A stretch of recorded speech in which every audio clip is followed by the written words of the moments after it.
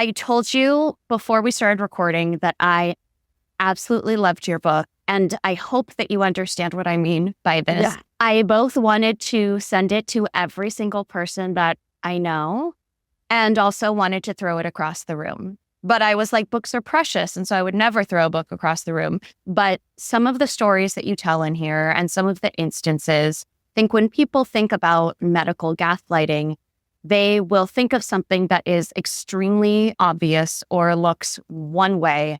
And what you do so well is make a case for how much more insidious it is than we realize. So I figured a great place to start would to be to describe to people how you define medical gaslighting and what got you interested in patient advocacy to begin with. Sure. And first of all, I'm so glad you liked it. I've had the same exact comment from most people who read it, that it's something that is so infuriating once you see it laid out. And I really felt the same way when I was writing it. And medical gaslighting, so you're totally right that a lot of people see it as, the doctor is screaming at you, the doctor is humiliating you, and it's this huge, very obvious thing, when in reality, medical gaslighting is the act of a provider dismissing or ignoring your concerns and attributing them to some kind of non-specific mental illness like anxiety or stress or paranoia. And when they do that, it can be done in so many different ways that by the time that you read through this whole book, you'll realize, wow, this has totally happened to me as a woman. Like, we never have a unique experience. It's definitely something that is just insidious, and it is everywhere. And the reason that I got into this, so I grew up sick. I was born in Charlie Brown, that like kid that's always like sneezing and coughing, like that's all around by like this bug. That was me. I was like a walking petri dish. And since birth, had all these problems where I would get infections and I would get colds. And I mean, my parents had to stop sending me to daycare and kindergarten because I was sick. And really, the gaslighting happened to my mother because she was really my caregiver as a child. And she would bring me into the doctor, and the doctor would be like, this is normal. Kids get sick. There are some kids that are just sickly kids, and that's okay. That's normal. And then as I got to age 7 or 8, I had been sick so much that at one point I had pneumonia, and we went to the emergency room and they were just like, yep, she's sick. She's got a cold. Take her home. And I was like, you need to do a chest x-ray. I'm not leaving here until you do a chest x-ray. And my lung had collapsed from how much fluid was inside of it. And I ended up staying in the hospital for over a month at that point. And I never really got better after that. It just became less and less time in between infections, to the point where by the time that I was graduating high school, I really can't pull together a week or, a month or a week where I was infection free or I wasn't on antibiotics. And it was so frustrating because there was clearly something that was so different in me than in my peers and my classmates. And I remember thinking, every time they went to school and I saw someone get sick, go home, and then come back a day or two later, I was like, how do they do that? I can't do that. I get sick and I'm out for a week, 2 weeks at least. I'm on antibiotics no matter what happens because I cannot fight off whatever's happening. And when I was 17, I started going to the doctor by myself. I had my first car, so my great freedom was going to the doctor by myself. And that's really when I started to get gaslit at the doctor. And I had undiagnosed mono for a little bit. And I went to the doctor on day 1 and I was like, my throat is so sore. It's abnormally sore. You're fine. Go home. I come back to the next day. My throat is like bright red. I'm like, this feels bad. This feels really bad. I think we should do something. You're fine. Go home. I come in the 3rd day and my mouth is entirely all the way down my throat white.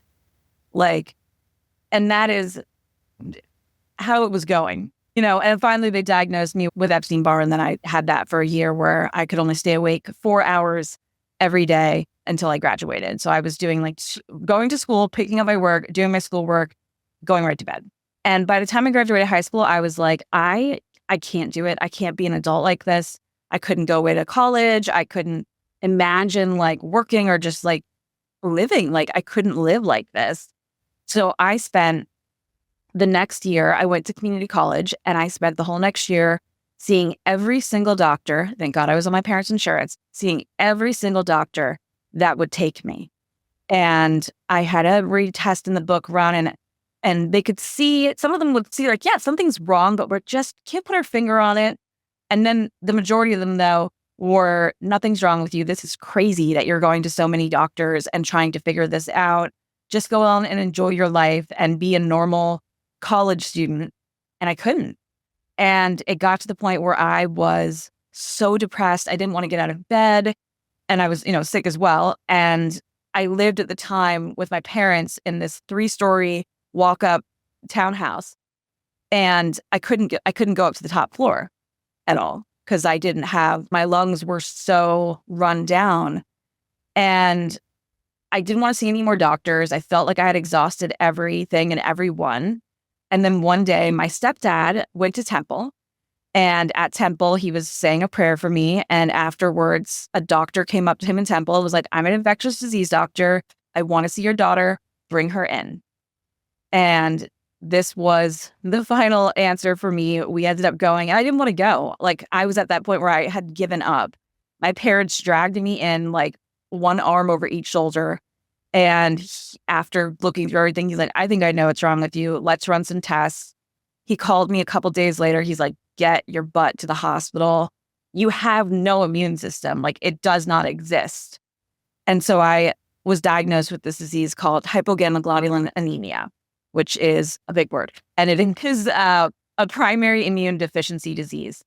And it's a rare disease. You wouldn't normally test for it. But the signs and symptoms, now that I know what they are so obvious. And I'm a one-woman campaign trying to tell parents what this is so that they recognize it. But essentially what it means is that I don't make antibodies. So when I get sick, I stay sick. And my body doesn't have any alarm. I had never put two and two together that I never got a fever. And that was really one thing that doctors would gaslight me against. They'd be like, well, you don't have a fever, you're fine. I didn't have a fever because my body literally did not fight back. It just languished in infection. And so I was 19 when I finally got that diagnosis. They started to treat me for it, but it is a rare disease. So it was really hard to figure out what that treatment would be and how to maintain it and how to know if it was effective. So I really didn't get fully on a treatment that was working until I was 30 years old. So Wow. yeah, diagnosed at 19, not really truly treated and managed until I was 30. And I'm 34 now, about to be 35. Yeah. And all of that is my, personal experience was like, I could not live the rest of my life at this point. It's funny because when I graduated, I was like, I can't imagine going into adulthood. And as soon as I was diagnosed, I was like, I have a purpose for the rest of my life. Like, nobody's going to go through what I just went through. Absolutely not. Yeah. Yeah. I've talked to people on the podcast before about women's health issues and particularly endometriosis and adenomyosis, which notoriously takes, I think the stat is about 10 years to 10 doctors to get a diagnosis. And that's really exhausting. And you alluded to it, how you didn't want to go to the doctor and your parents dragged you to this doctor who said, I think I can help you. For people who have been in that type of experience where over and over and over again, they've been told, well, we think you're fine, or maybe even subtler than that. Just wait it out. Just see what happens. How does someone start to develop the trust in a doctor or a medical system? Because something you do very well in the book is that this book is not a takedown of doctors. This is really about creating a sense of collaboration in your care. So how do you start to develop the trust in the doctors or the system, if you will, to actually get the help that could help you? No, that is such a good question. And first of all, I just want to say in terms of endometriosis, which I also have, that is one of you're correct that it takes that many doctors. Many women don't ever get diagnosed. It's such a horrible thing to go through and to feel the shame of. When it comes to building trust with the medical system after being medically gaslit, it does not start with trusting doctors. It does not start with trusting the hospital. It starts with trusting yourself. And it starts with the idea that no one has ever sat down with you probably and taught you, okay, this is how you're going to be a patient. This is how to be a patient. That's not a course we get in school. And as a patient advocate throughout my career, it was always so shocking to me, the things that newly diagnosed people didn't know, didn't understand. Because I had, I say the privilege, but like the misery of being chronically ill my entire life, I understood what happened at doctors' offices. I understood the flow of the conversation. And part of my advocacy had become a natural response. But there was also so much of it that I had to learn and research and put together, especially for this book. But really, the trust starts with trusting yourself. And trusting yourself is about going in with a plan, going in with an idea of how you're going to present yourself, going in with evidence, going in and making sure that you've done the research about the doctor to know that this, to the best of your knowledge, it's not always going to be you have a ton of information, but to the best of your knowledge, is the right person you're trying to see. And then it's about going in there. And like you said, a lot of the book is about what we call participatory medicine and collaborative care. So that's sitting down with the doctor and having a conversation that involves both of you playing a part. So often, especially in media, we see it interpreted. Doctors come into the room, they assess you, and they're like, this is what you're going to do, and this is how it's going to happen, and this is what I'm giving you. Thanks, goodbye. And they walk right out with you saying one or two words. And that is wrong. That's not how it's supposed to be. It's so much better. Medicine has such better outcomes when patients play a part. And again, nobody teaches you this. We've seen it a lot with different cultures. As Jews, like, we talk about that at the kitchen table, like every bodily, like there's so much chronic illness that runs in Jewish families. Totally. That I feel like there's so much more access to the ability to have conversations about your body. But there are so many other cultures and religions that do not have those conversations. And ones that are prevalent in our cultures when it comes to their impact on systems. And I can't unlink that now what it's like to be within, and this is not all, but within a household where the culture is to not talk about things and to shut things down. You're right. As someone who comes from a Jewish household, we talk about everything. And that cannot be unlinked from the way that we go and we interact with the world and we advocate for ourselves in the world. It's so true. I mean, I think there is such a strong element. I mean, especially, I don't know about you, but I'm a girly who had like 9 colonoscopies before she was in her 20s. And because those IBS situations run so frequent in Jewish families, and I think even just having the words, having the understanding, like I grew up knowing, well, my grandmother has Barrett's esophagus and my grandfather has, like knowing all the diseases and disorders in my family, it was, first of all, such an awareness to me of knowing that not only did these exist, but there was a good chance that I might develop them because it runs in families. And I was particularly lucky, especially when it comes to the endometriosis, that one, I went to the same gynecologist as my mother, my aunt, and my grandmother. And with all of them having such severe endometriosis, when I turned 19, I went to the gynecologist and I was like, it's bad, doc. He was like, let me cut you open, girl. And that's so unusual to have on the first shot, have a doctor be like, yes, I will do exploratory surgery on you to see if this pain is the problem. And so many people don't have that opportunity. They have to really, really fight for it. They have to really fight for it. And what I wanted to accomplish with the book was to make sure that patients knew how to have that argument in a really, I mean, you are arguing for yourself. You're not trying to really argue with the doctor, but you are arguing your case. And again, that's something that you have to be taught. You have to learn. Yeah, that is something that thinking about how to be a good patient, so to speak.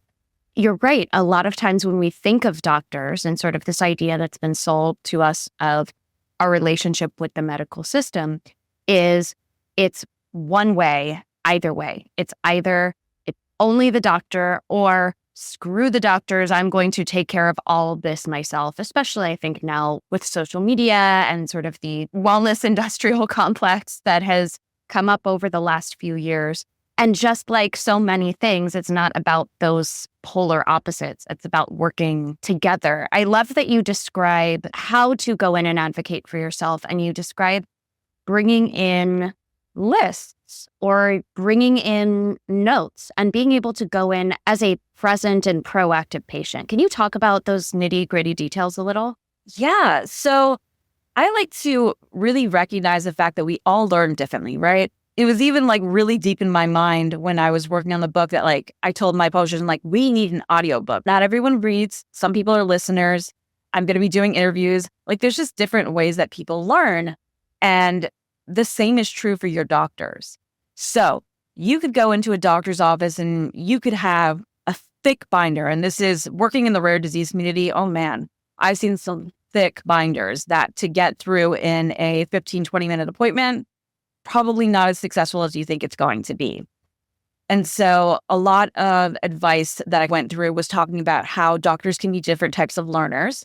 And in order to get to know you in the short amount of time that you have, you as the patient have to be adept at being a good teacher. And so it could be that you make a literal line graph or pie chart that shows, hey, like these are the different type of symptoms that I have and their severity and how long I've experienced them. And, take a look at this, blood test that's happened over the years. A lot of these tools, again, are available on your patient portal. They're available through your labs. If you go to LabCorp or Quest, they have like these charts that you can bring in. You could go in and you could develop a short kind of like elevator pitch of what it is that's wrong with you. Or they may just be lookers. You may go in there and just be like, let me undress and show you exactly what is wrong so that you can see. And being open to working with your doctor in a way that is going to get that information across and going in knowing that like, okay, if I go in there with a line chart and my doctor's eyes glaze over, this isn't it. Let's move on. And just kind of keep going from a different style to a different style until you get on the same page with whichever doctor you're seeing. Right. I love that you also describe that for the most part, doctors don't wake up in the morning and say, how can I gaslight my patients today? And thinking of and internalizing that doctors are actually on your side and do want to help you. I mean, if we're talking about the trust issue, I can imagine that if that idea is not internalized and not just believed willy-nilly, so you believe that every single doctor is right all of the time, that extreme. But I can imagine that if you don't inherently sort of like, if we're talking about gaslighting and bias, if you have a bias against doctors that they're not going to help you or they're out to get you, I can imagine that that affects how you advocate for yourself, what you share, how you share, and what the outcomes are going to be like, right?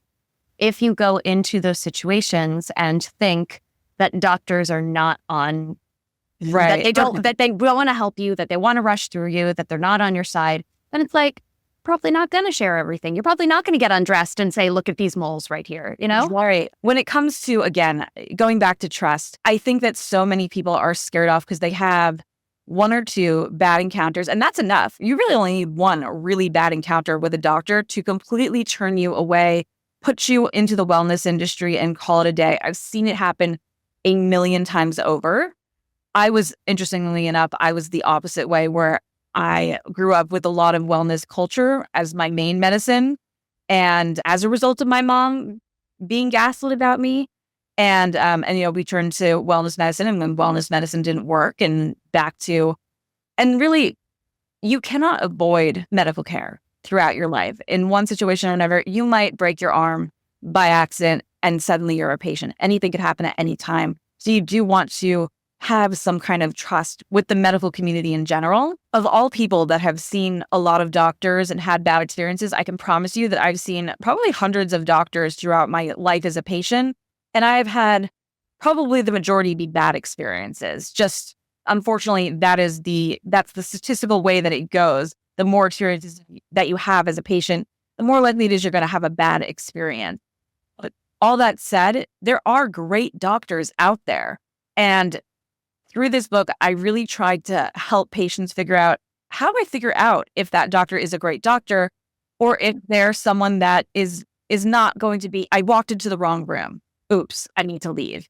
And I really narrowed down like what makes a great doctor, which is one of the reasons that I really wanted to try hard not to alienate physicians in this book. Because listen, I completely understand being gaslit and carrying that anger. I have a lot of anger. There are doctors that should have helped me and didn't. There are doctors who I think maybe did wake up one day, drink their coffee and be like, today I'm going to be a jerk. But I think that majority of doctors do what they do because they do want to help people. And I think that they are up against so many struggles in the healthcare system right now. It's overburdened. They don't have enough time with patients. They don't have the resources. And when it comes to diagnostics in general, one, they're fighting against insurance, but they're also fighting against the fact that many of them are not taught about new diagnostics. So particularly genetic testing. And I've had so many experiences where, it happened to me where like, I got to a point in my diagnostic journey where I was like, can we just do whole genome sequencing, which is where they look at every line of your DNA and try to find abnormalities. And this isn't 100% perfect kind of test just yet, but it certainly can identify very rare diseases and help you figure out if your symptoms or syndrome is part of a larger genetic issue. And in doing so, you can find out what might be going on down the road for you. It's a great test to have. It's extremely hard to get. And the majority of that is because, like me, I went to my doctor. I was like, hey, I'd like to get whole genome sequencing. He's like, sure. Takes out his notepad, starts scribbling a prescription for whole genome sequencing, hands it to me, and is like, here you go. And I'm like, I don't think that's how that works.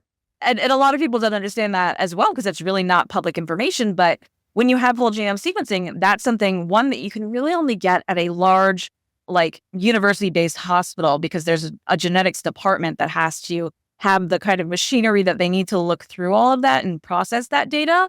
And you need a genetic counselor to be able to read that data and counsel you on what they've found. And you need to find a specific company that does that. And it is expensive. It's definitely, the cost of it has decreased dramatically over the last 10 years, but it still is an investment and it's not usually covered by insurance. And so most doctors simply do not, especially like general practitioners, they have no idea how to order that test. All they can do is give you not a script, but a referral to a specialist that, unfortunately, thanks to COVID, you probably won't be able to see for 5 years. That's how backed up their referral system is, which is so unfortunate. And a lot of specialists don't take insurance. I think sometimes when people talk about advocating for yourself at the doctor or going from doctor to doctor to doctor, sometimes people can kind of turn off to that information because they're like, I literally don't have the money, the finances to be able to go to all of these doctors and to advocate for myself. I don't have the finances to be able to go to a specialist that is out of network, that won't take my insurance. So when we're talking about the very real financial realities of people and their situations, when it comes to advocating for themselves, being medically gaslit and trying to find not just answers, but proactive next steps forward, how can people who are like, I don't have the money for this, start to navigate that? It's such an unfortunate thing, but I really want to acknowledge that it's true. It's very true that the people who get diagnosed, the people who can manage their health at a level where they're majority functional, are people who are working full-time, people who have savings, income, help, and insurance. You're simply not going to get as far as you would especially with a diagnosis, without insurance. And that's something I talked about, not in this book actually, but in my last book quite a bit about, kind of going into adulthood. One, in America right now, if you're under 26, you stay on that parent's insurance, you do not come off. And then if possible, if you move in with someone, if a partner, even if you're not married, if you have a domestic union, then you're allowed to switch to their insurance as well. A lot of people don't know that. They think they have to be married. You do not have to be married. You just have to be a domestic union. So I actually at some point had switched to my fiance, now husband's insurance after I got off my parents because he had better insurance. But no, it's really, it's absolutely a reality that to see 16 specialists, you do need insurance, because even if its insurance covers the main costs and then you have to pay the copays, it's a fifth of the actual cost if you have insurance. So I want to be clear that I don't want to tell anyone, oh, it's so easy. It's so easy. And these next recommendations that I'm going to give are the magic pill, because they're not. But it absolutely does help to have insurance. It absolutely does help to have a full-time job. And I do a lot of resources too for people who are chronically ill and trying to figure out how to salvage their careers when they're coming to a place where their disease is so it's so bad that they really think they're going to have to quit and that's going to be the end. And just resources on remote working, resources on how to work with your HR team at work. But as far as affording medication, as far as affording copays, there are programs out there, and I do have some resources on them. But one of them that's pretty much my favorite, and I love to talk about because even my close relatives who I had two situations here where I had two close relatives that were on biologics, medications for either autoimmune disease or cancer. And they were like, well, we were going to switch to this medication, but it's too expensive. It's like it's like crazy, like thousands of dollars. And I was like, well, the copay assistance program. And they're like, what? And I'm like, well, the copay assistance program, especially for any medication that is not a generic, there is a copay assistance program that is created by the pharmaceutical company. You go on their website, you go to copay assistance. If you are on Medicare, the cost could be $0 every month. If you have private insurance, it won't be that low, but it could be as little as a tenth of what the insurance or as tenth of what the medication would cost. And I've done that. I've helped cancer patients with that access new chemo medications, brought it down to instead of, $5,000, $150 a month. And same with biologics. I brought $1,000 medication down to $10 or $15 a month, which is insane. But these are not programs that are like common knowledge. Like people just don't know about this. And all of these other programs too, RxGo, medication. There are a bunch of medication prescription cards. You can always talk to your pharmacist about that. But the cost of the medications almost seems just inferior to the cost of what it takes to get diagnosed and what it takes to, have surgery or go into the hospital or any of those things. And there are tips and tricks here from advocates that, hey, when you go into a scheduled surgery, when you're going to have surgery, you can ask, can I make sure that the anesthesiologist that you're working with is under my insurance so I don't get a surprise bill? And right. And so there are new laws in place as well that are like no surprises, that if you're going to be charged an insane cost because you don't have insurance or you're underinsured, you're going to be able to get pre-warning about that, which a lot of us did not have.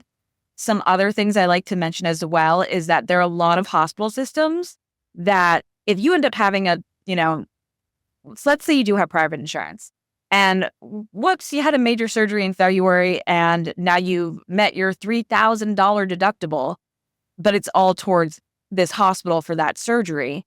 A lot of them have programs where they'll give you a monthly plan to pay that off. And you should take it and you shouldn't put it on a credit card because usually the hospitals, if you pay directly with them and go on a payment plan with them, there is no interest and there is no amount of time that you need to pay it off in. So you could, pay off a bill $15 a month for 5 years and not have any interest on it. And that's a really good thing to know for most patients because a lot of them will kind of look at things like Care Credit or one of these really predatory credit cards that they have brochures on, like when you go to get dental work and stuff. Don't do that. Like those interest rates are so crazy high and they're meant to take advantage of you as a desperate patient. This is such incredible information. And it's also a lot of information. And it's very easy for us to be sitting here and talking and say, wouldn't you rather get the care that you need and do the digging than be sick? However, there is, and this kind of goes back to our point about trusting yourself and developing that relationship with yourself, there is a real physical, mental, and emotional toll of doing all of this work and finding the places that maybe people aren't talking about, like finding out about copay assistance and then navigating that. It's a lot of work. And I know that you've gone through so much of the work. So how do you suggest people, whether they're in it right now or they're like, well, I want to find answers, but it's so much and I'm so depleted and so exhausted. How do you advise people to manage that exhaustion and depletion when they're searching for answers? I would say, first of all, that the exhaustion and the depletion is so valid. It's so valid and recognize how valid it is because there were certainly times where I was running on absolutely empty and I was beating myself up about it too. Like, oh, it's all my fault that I'm not, I haven't gotten it all figured out, when usually you're a teenager. Anyway, no, but building that trust and becoming the expert that you want to be is not something that happens overnight. Don't think you can listen to one podcast and you'll be done. Right. Please No. do not listen to one podcast and be done. No, I mean, becoming a patient, I think there are crash courses, but there are continuing medical patient education all the time. And again, I love going back to the idea of like, what kind of learner are you? For me, I used to give a lot of my information. I consider myself like at the very top of what I do to be a writer. So when I started my career in advocacy, I was doing a lot of like blogging. It was the blogging era. So I was writing like these articles and I was trying to infuse them with a lot of humor, but I was also trying to give like real tips.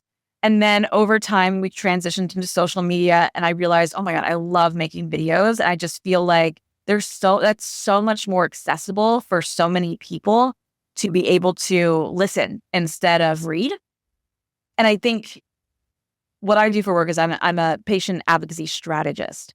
And in that is talking about new ways of teaching patients how to learn how to be a patient.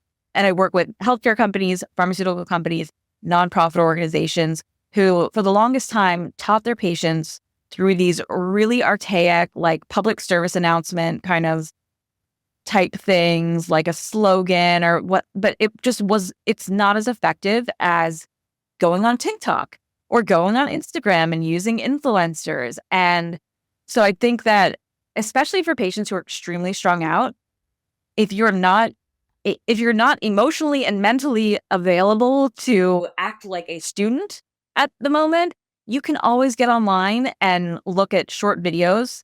I love the short form video. I love the TikTok for teaching advocacy because it's so accessible and it's so easy.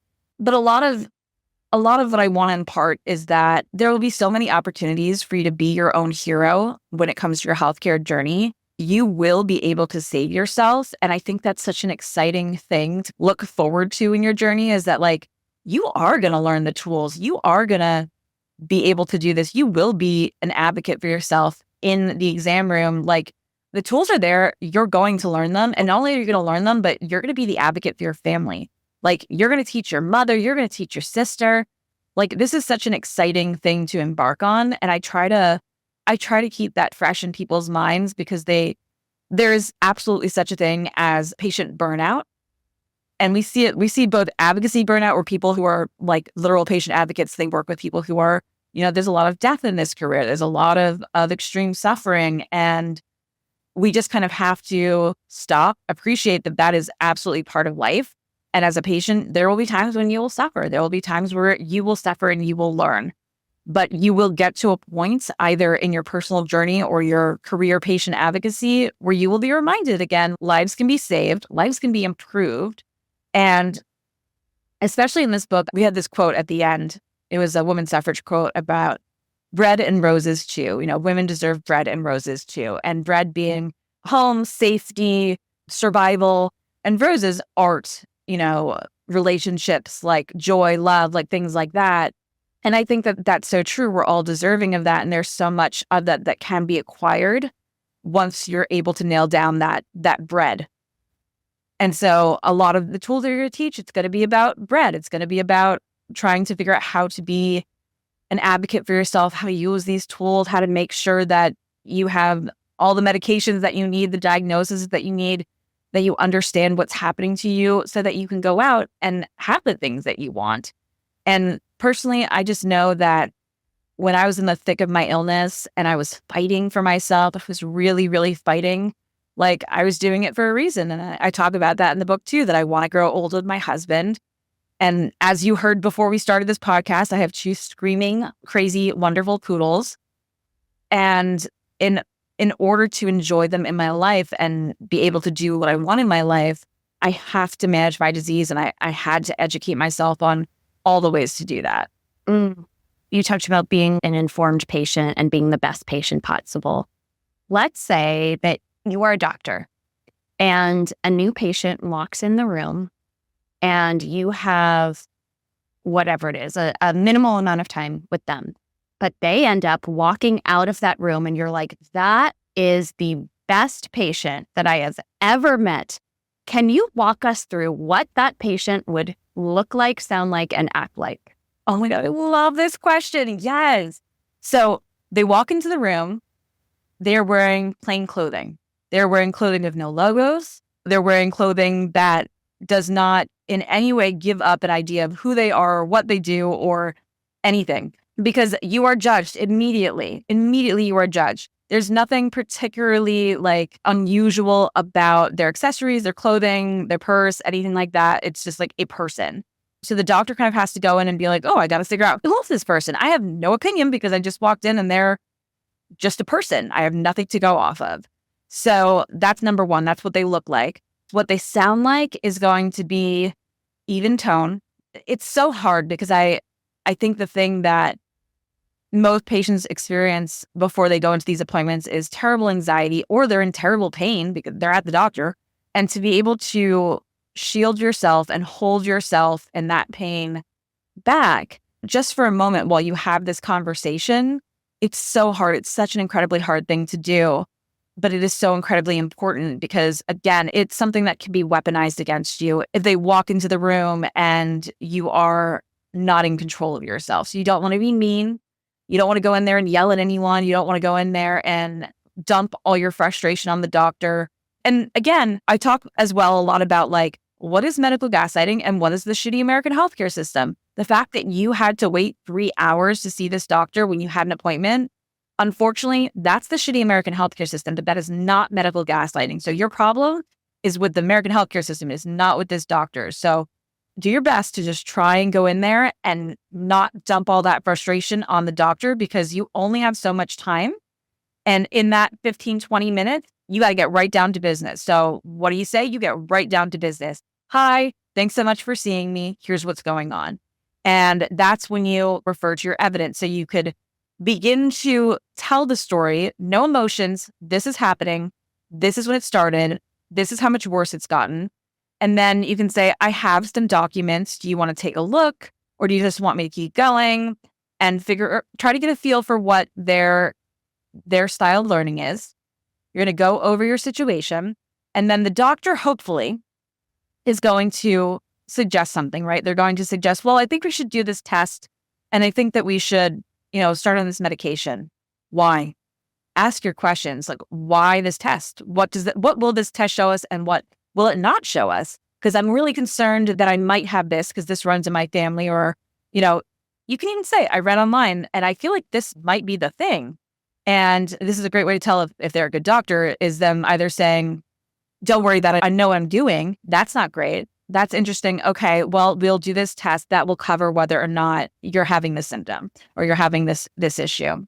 So going in there, asking all of your questions, and then at the end of the appointment, before everyone gets up to leave, you say, I just want to summarize what we just went over. You're going to do this test. You're going to prescribe this medication.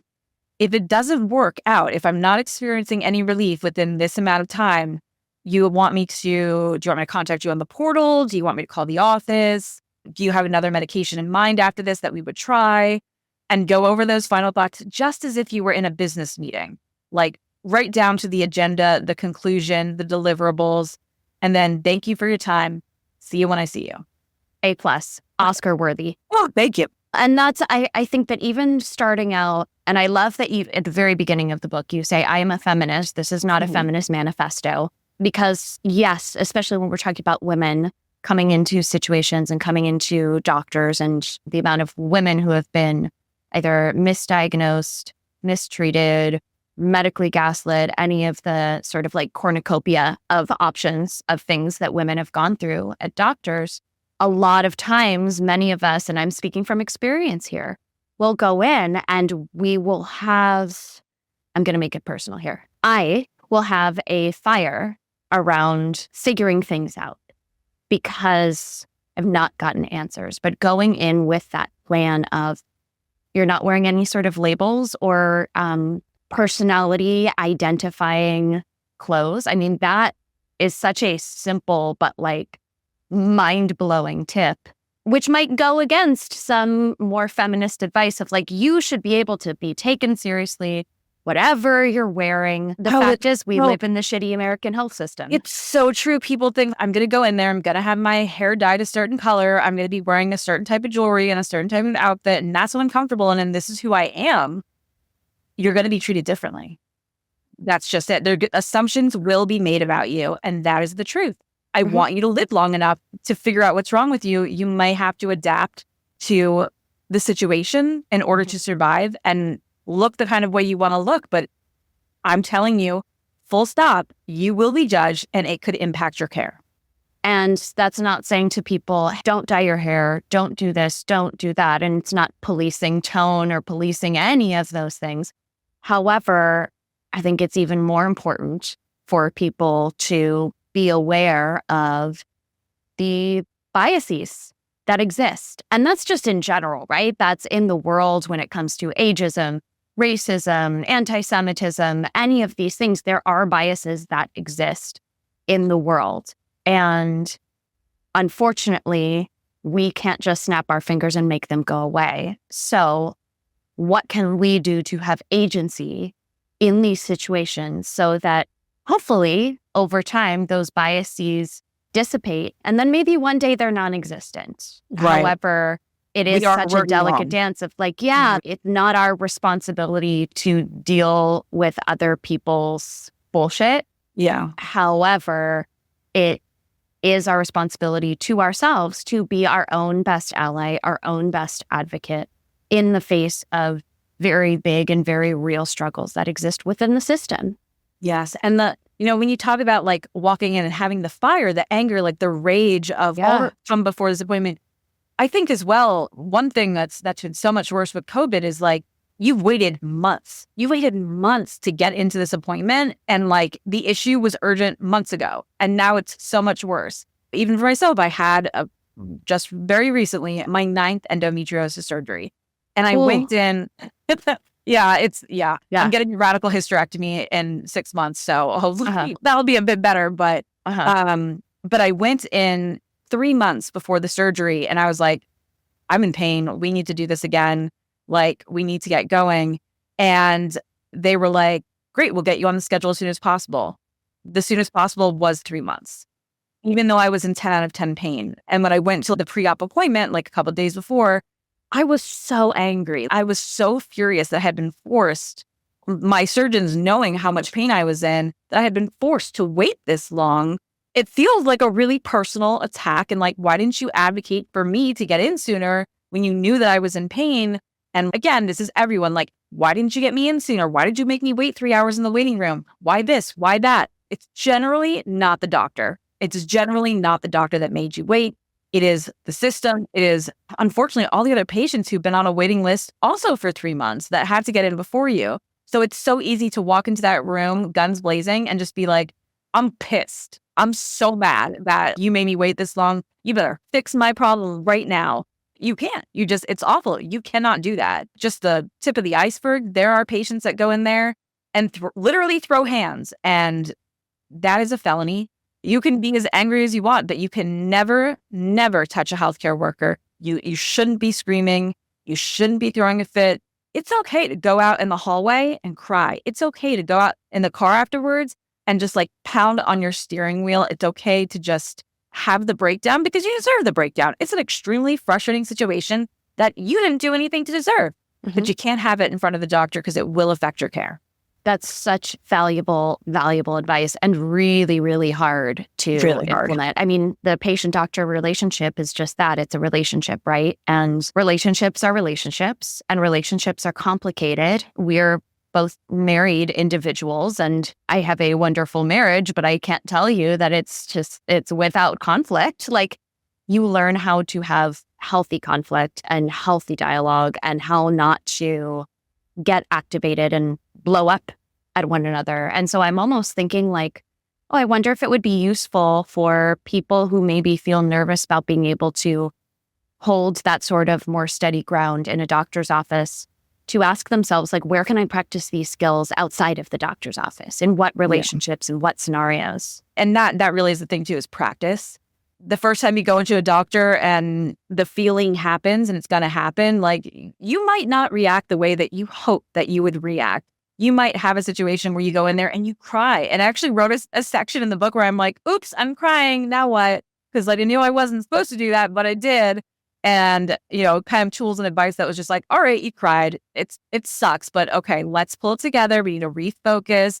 Let's change the course of the conversation. And I had some more tips in there, but practice really is the key. And I know it's kind of silly, but like before I go into the doctor, I practice alone in the mirror. Like I put on my makeup and I like sit there and I'm like, okay, I have 5 minutes to explain what's going on. So I like literally like run through it. Not even if I'm home alone, I run through it verbally and just pretend I'm there and speak by piece and try to have the conversation by myself and think of what they might say and how I might respond. So before we start to wrap up, there's just a couple more questions that I would love to ask you around more specific scenarios. And one that I just experienced. So this is a very selfish question. You mentioned earlier about going in and saying, like, you can even say, I read this online or I researched this online. I have found that sometimes doctors, if they hear the word internet or online or especially TikTok, they will bristle. For example, I was just inquiring about perimenopause from someone, and they said, and I quote, "I think the internet is blowing this whole menopause thing out of proportion." And I was like, but my phone is just in my hands and grief. Okay, what a thing to say. I was like, cool, noted. You are not the person who I'm going to go to for this thing. But that's a perfect example of women are now talking about, menopause for sure, but they're talking about their experience with perimenopause, which is sort of the pre-menopause time, way more openly, more readily than they ever were. And that's largely in part because of the internet. How should people respond when they get a doctor that questions what they saw or what they researched on the internet? Well, the amount of red flags that doctor that you just laid out, I think you did the right thing in realizing this room will not serve me and leaving. So certainly I feel like if you're starting to run into doctors that are like, right off the bat, your experience is invalid, I don't care. Your experience is stupid. Your research is stupid. They don't even have to say it in that many words, but like if they're just scoffing at the fact that you dare to be an educated patient. That's the subtext. No, how dare you? This is my job. That's not your job. And I wouldn't dare to learn from the internet. When in reality, if you're not learning from the internet, like if my doctors are not taking continuing medical education on the internet and they're just going off of books that were published 50 years ago, that is really a room I do not want to be in. Totally. And we're talking about internet and we're recording this in 2024. We're not talking about internet in 2004 and what somebody posted on Facebook. Right. No. And that, I said it earlier, like I'm a big TikToker. I love going on there. I think that there's so much education to be had. I also think that it's important to take the education that you get there and fact check. So you take whatever you saw on TikTok, bring it over. That was going to be my next question about discerning between the information and the disinformation. Right. And a good way to check that is, does the person who is talking about a medical thing, if they have a medical degree, great. Let me double check that they actually do and that I see their listing online. If they don't have it, cite the source. Where's the source? And if the source is a respected medical journal, JAMA, something like that, great. That's a respectable source. We certainly don't want to go to the doctor and just kind of like have like, look at this TikTok. Although hilariously, people have taken some of my TikToks and done that. And I'm like, I hope that went well. Love it. But no, I think step one is the information that I got online from a respected source? And if it's not, can I go online and confirm that there is a respected source that proves that? And then if you are going to take anything to them, print out the respected source. Don't show them the TikTok. Because again, different learners, different avenues to that information. You want to make sure that the one that you share is the most familiar. And then, in my experience, I've really found that younger doctors, and when I say younger, I mean ages up to like 60 years old, 65 maybe, are doctors that are getting their information from the internet. And I feel like this is a problem that is going to be weeded out very soon. These doctors do not use who do not understand the internet, who didn't like in some capacity grow up getting their information, their research from the internet, they are going to be, let's call them retired soon. And I think this will be less and less of a problem as we get older. But I wanted to just circle back too on the fact that you were talking about menopause. Yeah. The Department of Defense, for some reason, we still can't figure this out. The Department of Defense just invested like $500 million into women's health, specifically in midlife, specifically for menopause. Mm-hmm. We are going to have a plethora of new menopause drugs on the market within the next 10 years. And we need education. We as patients, absolutely. It's so funny. I literally had this conversation with my sister the other day where I'm 34. She just turned 36. Mm-hmm. And she's like, do you think I'm in perimenopause? And I was like, yes. And before she even told me the symptoms, I was like, yes, you probably are. Because if you think you are, if you're having the symptoms, probably. I think that we all our lives really have not so much education on breast cancer, so much education on our period, so much education on fertility and pregnancy. Mm-hmm. Menopause. If you're lucky. If you're lucky, absolutely. But I would say even the most advanced of patient advocates up until the last 2 years, were really not getting a ton of information on menopause because it wasn't considered, one, worthy of treating. It's a women's problem. They all survive menopause. But now we're understanding that menopause is linked to all these different things. It's linked to bone density. It's linked to our overall heart health, our life expectancy, what happens during that time. I think we've known it, but it hasn't been widespread knowledge that this is such a major time in a woman's life to invest in their health. And I'm excited to see that there will be better, more everything, knowledge, drugs, informed doctors. I'm hoping that this doctor that you saw is one that will soon be retired, or I'm hoping that the information that reaches patients through books like mine and podcasts like this will be patients that leave rooms like that and never come back again. Yeah, your book is truly going to, and this is such a cliched statement, but in this case, it is actually literally true. This book is going to change lives. It is going to save lives. And what I also think is so beautiful is that people who are, I'm in my late 30s, you're in your mid 30s, people who are around our age, we are able to get so much information that we can then share. And I just had a wonderful woman, Jess Weiner, on the podcast. Love her. And she talked about a concept called reverse mentoring and how a lot of younger generations are now learning all of these different things about diet culture, about society, about all of these different things that have made them into the people that they are now. And they're taking that information and they're teaching their moms, they're teaching their aunts, they're teaching their grandparents how to interrogate what we've just taken as the norm. In this case, women being dismissed, or maybe even we're talking about much, much older generations, or even certain places in the country still, women who are told, well, it's all in your head.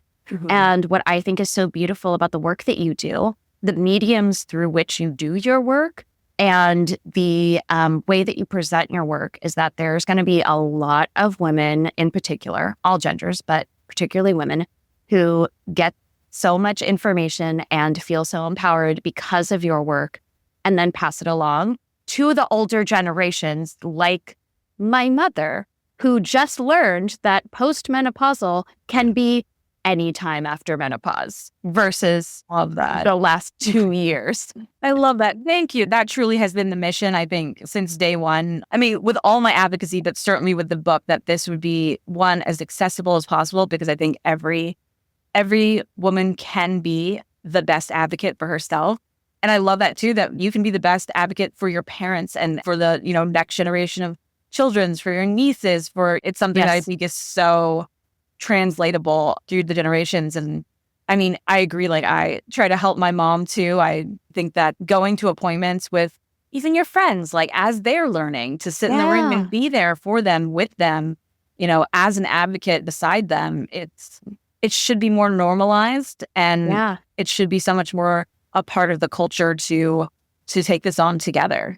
Yeah. And, we're speaking about women, but all genders, I think that, and particularly men, because the system, you literally, in the book, spelled out that I guess the sample patient that Yeah. people use is what, a 5'6" white male who's 154 pounds or Yeah. something, 35 years Something like old. that. Yeah. But I think that it's also important for us to include all genders in the mix because maybe men in particular have taken for granted that they are been told, well, you actually are the ones who get the proper care. You're Yeah. the ones who don't get taken advantage of. So if you are someone who is passionate about being an advocate in the room, go with your male friends to their appointments, go with your partners, go with all people. And especially if the people in your life are people who don't fit into the binary of male or female, definitely go and be yes. I the think that advocate for them. anywhere that you can go and help their voice be magnified, it's so important to do that. And I've seen the difference that it makes. I mean, we talked about practicing as well, like practicing to be a great advocate. And you can do that with your friends. You can do that with your parents. Any appointment that you can be in that has space for you, that you're needed in, go in and check with the person that you're going with that it's okay to speak up, ask questions, see what their boundaries are. But if they're okay with it, to go in. And I think almost at times it's much easier to go in and advocate for someone else. I think it's a great way to practice and a great way to learn. Awesome. So before we finish with the quickfire questions, if people want to find you, want to find out more about you, which I know that they will after listening to this, where can people find you and interact with your work? I'm everywhere, except I'm always at my house. So you can find me on Instagram and on TikTok at Ilana Jaqueline, Ilana, ILANA _ Jaqueline, JACQUELINE. People think it's a lot fancier than it is. It's just Jacqueline. And then you can also find me on ilanajaqueline.com. And my book, Medical Gaslighting, How to Get the Care You Deserve in a System That Makes You Fight for Your Life, is everywhere online. And it's also in bookstores everywhere across the United States. Amazing. So I end every single episode. I know that you've listened to the podcast, so you know this, with 3 questions. You can take your time answering. You can pause. You can think about it. The first question is, this is a loaded word for a lot of people, but I would love to know, what is your definition of positivity? Okay, that's such a great question, especially because I'm in the space that I'm in. And when we work hard to get away from toxic positivity, we hear that a lot of like, you'll get better soon, get well soon. And a lot of people are so given the ick about that because they're not going to get well soon. You know, when you have chronic illnesses, it may not be soon. So instead of being like, it will be all right, it's more like, you will survive this. And also, you have all the tools you need to survive this. But I also really candidly had quite a few friends. And I know this, I don't need to bring down the party, but I had a few friends this year alone who did pass away because of their disease and in their 30s. And the positivity there was really literal with them. Like, hey, let's make the most of the potential that we have here. Let's make sure we define your message on the way out and close every book that you want to close and find a way to have some semblance of control over things like your palliative care at the end. And so I think positivity and authentic positivity when it comes to living with chronic illness or disease or dealing with anything as a patient is, it's finding comfort and finding control where you can, because you can't ignore the reality of it, and it doesn't behoove you to ignore the reality of what's happening, but you can be empowered as you go through it. I love that. Second question is, when do you feel the most like yourself? Well, I'm someone who I really enjoy the work that I do. And I get really freaked out and despondent if I'm unwell and I can't do the job, but also so silly, but 3-day weekends where I'm I will not be able to send out my emails and no one will respond to me. For me, that makes me sad. So a lot of my identity is wrapped up in the change that I've seen come from my work. And I know how impactful that can be. And it really relaxes me. It inspires me. It fulfills me to do that work. So in whatever capacity that looks like, working from bed or home or hospital or preparing for the work that I get to do in the future, I try to hang on to that version of myself. The last question, I define fearlessness as not feeling the fear and doing it anyway. But when the fear you have of a situation, thing, whatever it is less than the faith you have in yourself. So an equation, fearless is when the fear is less than the faith. Given that definition, Ilana Jaqueline, what makes you feel fearless? What makes me feel fearless is the knowledge that no matter what happens during that day, if I have a bad appointment, if I have something happen to me, if I'm pushing myself to get through something that is aggravating and awful, at the end of the day, I'm going to get into bed with my husband and our dog and know that I am loved and this is my real life. Everything else, it can be changed, it can be moved, it can be redone, but like this is my real life and I have this. I think knowing that I have that to go into rest for my next day is what makes me feel fearless because I'm safe in that. Mm-hmm. I love that so much. Thank you so much. I had the best time with you. Thank you so much for your time today. Fun. This was again, like I said, I love the podcast. So I was so excited to come on and this has been everything that I hoped it would be. So thank you. Yes. Okay. That makes me so happy. Sometimes I'm like, oh my gosh, I hope that this lives up to expectations. And they're like, wow, that was really a dud. This goes out to all future guests. It lives up to the hype. Yes. Oh my gosh. You are so amazing. Thank you so much.